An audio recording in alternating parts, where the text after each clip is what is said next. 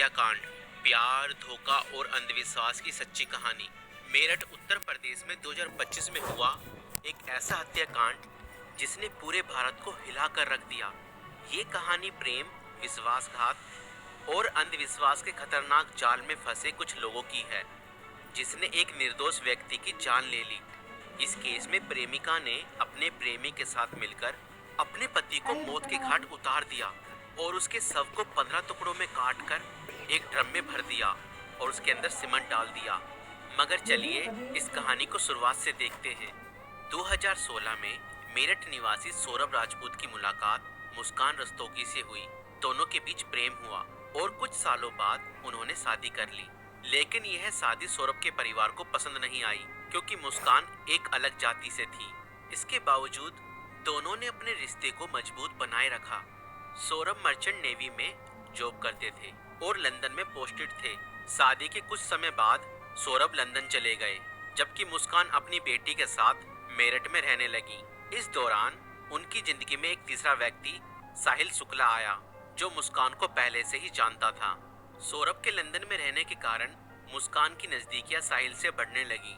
साहिल, जो पहले से ही मुस्कान को पसंद करता था, अब खुलकर उसके साथ वक्त बिताने लगा। मुस्कान ने उसे यह यकीन दिला दिया कि वह अपने पति के साथ खुश नहीं है और वह साहिल से सच्चा प्यार करती है। साहिल शुक्ला अंधविश्वासी प्रवृत्ति का था और आत्माओं, तंत्र मंत्र जैसी चीजों में विश्वास करता था।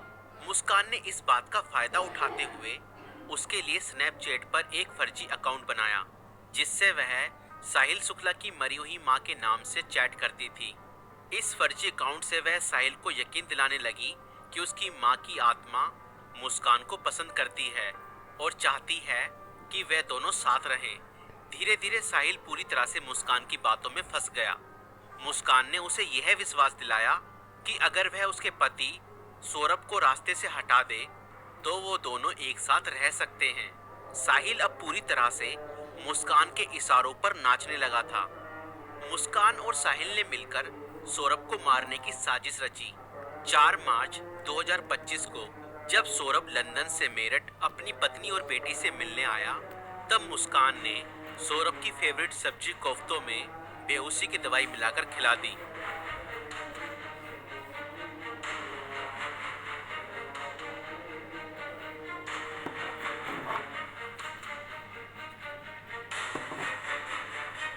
और जब सौरभ बेहोशी की हालत में बिस्तर पर पड़ा था, तब मुस्कान ने अपने दोस्त साहिल को बुला लिया और रसोई में जाकर वो बड़ा और धारदार चाकू ले आई, जो मुस्कान और साहिल ने पहले से ही प्लानिंग करके खरीदे हुए थे। और करीब 20 मिनट तक साहिल ने मुस्कान को बताया कि कैसे उसे अपने पति का वध करना है।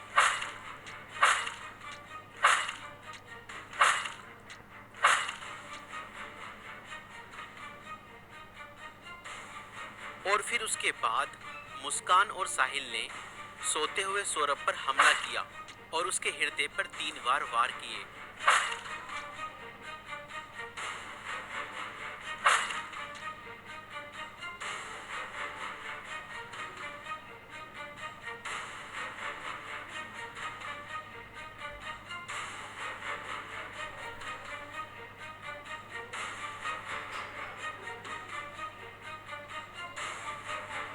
और घर में पड़े कूलर को भी ऑन कर दिया ताकि उसकी आवाज किसी को भी ना सुनाई दे।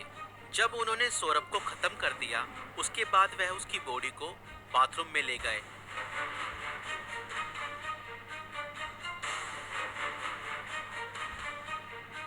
और उसके शरीर को 15 टुकड़ों में बांट दिया।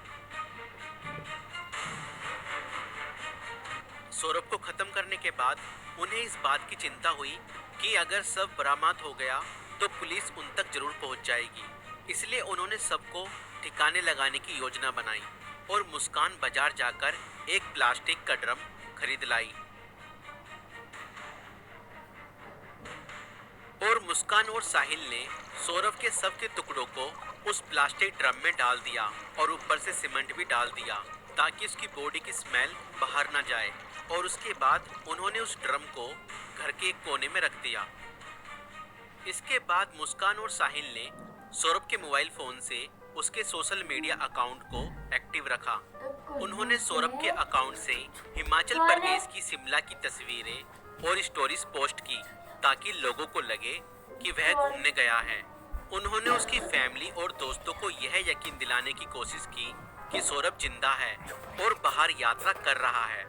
इस दौरान मुस्कान और साहिल खुद भी शिमला घूमने चले गए ताकि अगर कोई लोकेशन ट्रैक करे तो किसी को शक ना हो, लेकिन किसी भी अपराधी की तरह वह भी ज्यादा समय तक बच नहीं पाए। सौरभ के परिवार ने जब उससे संपर्क करने की कोशिश की और कोई जवाब नहीं मिला तो उन्हें शक हुआ। परिवार ने मेरठ पुलिस में गुमशुदा की रिपोर्ट दर्ज कराई।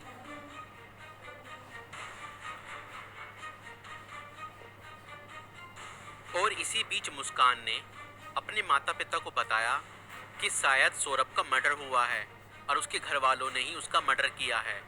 मगर मुस्कान के पिता ने कहा, नहीं बेटा, किसी के भी घर वाले कितना ही नाराज हो जाएं तो भी ऐसा कदम अपने बेटे के लिए नहीं उठा सकते।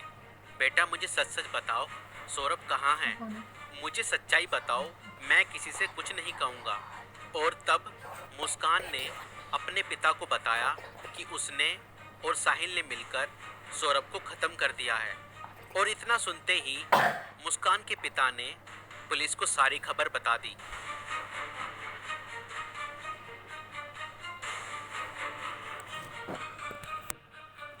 और पुलिस ने तुरंत मुस्कान और साहिल को गिरफ्तार किया और उस प्लास्टिक ड्रम को भी बरामद किया जिसमें सौरभ के शव के टुकड़े थे।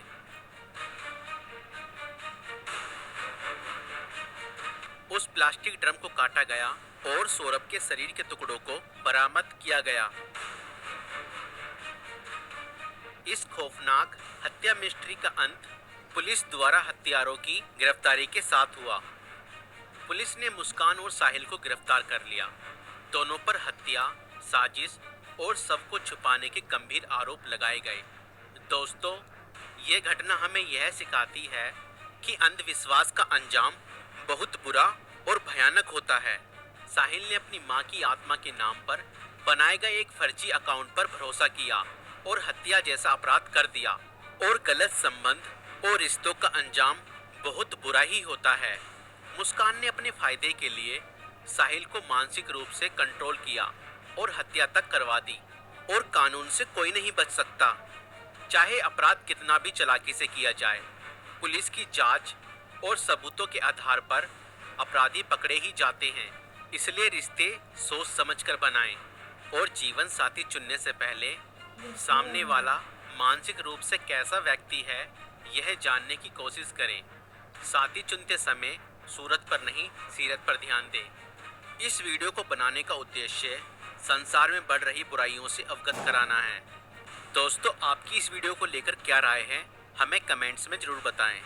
और ऐसी और वीडियो देखने के लिए हमारे YouTube चैनल को सब्सक्राइब जरूर करें। अब देखो।